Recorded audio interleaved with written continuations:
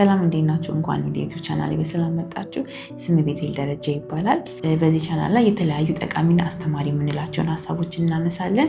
በዛሬው ቪዲዮ ደግሞ ለማግባት እያሰብኩኝ ነው፣ ነገር ግን ትዳሩን ጀምሮ ምን ማድረግ እንዳለብኝ አላውቅም። የእኔ ኃላፊነት ምንድን ነው? የባሌስ ኃላፊነት ምንድን ነው? ለምትይዋ እህቴ የተዘጋጀ ነው። እንዳያመልጥሽ ተከታታይ። በዚህ ዘመን እንግዲህ የባልና የሚስት ኃላፊነት ብዙ አከራካሪ ሀሳብ ያለው ቢሆንም በዋነኝነት ግን ከሚስት ምን ይጠበቃል፣ ከባል ምን ይጠበቃል የሚለውን ሀሳቦች ዛሬ እናነሳለን። ስለዚህ የመጀመሪያው የሚስት ኃላፊነት የሚሆነው ሚስት ለባላ ትገዛለች ነው። አብዛኞቻችን እንደምናስበው ደግሞ መገዛት ማለት መጨቆን፣ መረገጥ፣ መቀጨት፣ መጥፋት፣ አለመታየት ማለት አይደለም። ነገር ግን መገዛት ማለት መከለል፣ መጠበቅ፣ መደበቅ ማለት ነው። ስለዚህ ሚስት ለባል ስትገዛ ስንል እግዚአብሔር የተቀበለውን ስልጣን ታክብር ማለታችን ነው። ለዛ ነው አንድ ሚስት ለባሏ ስትገዛ ፍቅሯን የምትገልጽበት መንገድ ነው፣ ትህትናዋን የምትገልጽበት መንገድ ነው፣ ለሱ ያላት ክብርን የምትገልጽበት መንገድ፣ መታዘዟን የምትገልጽበት መንገድ ነው። ስለዚህ ሁሌ ስለመገዛት ስናስብ አንድ መርሳት የሌለብን ነገር በመገዛት ውስጥ ወይም እሺ በማለት ውስጥ ኃይል እንዳለ ነው።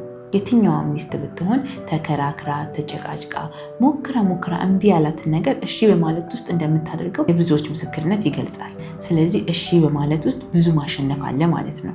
በሁለተኛ ደረጃ ደግሞ ሚስት ባሏን መውደድ አለባት። ብዙ ጊዜ ስናወራ ባል ሚስቱን ይውደድ እያለን እንናገራለን። ነገር ግን ይህ ለሚስትም የሚሆን ነገር ነው። ይህን ያልንበት ምክንያት ደግሞ ምንድን ነው? ብዙ ሚስቶች ትዳርን በትክክለኛ ባልሆነ ምክንያት ስለሚመሰርቱ ነው። ለምሳሌ ያህል እንደተነጋገር ነው ወይ ፋይናንሻሊ ስቴብል ለመሆን ገንዘብ ለማግኘት ብለው ወይም ደግሞ ልጅ ለመውለድ ብለው ብቻ ባላቸውን ሳይወዱ ትዳር የሚመሰርቱ ብዙ ሴቶች አሉ። ነገር ግን ሚስት ባሏን መውደድ አለባት፣ ባል ሚስቱን መውደድ አለበት። የማይዋደዱ ከሆነ ትዳር የሚባለው ነገር ረጅም ጉዞ ስለሆነ አያዋጣቸውም። በሶስተኛ ደረጃነት ደግሞ ከሚስት የሚጠበቃል ቤቷን መጠበቅ ወይም ቤቷን መስራት አለባት።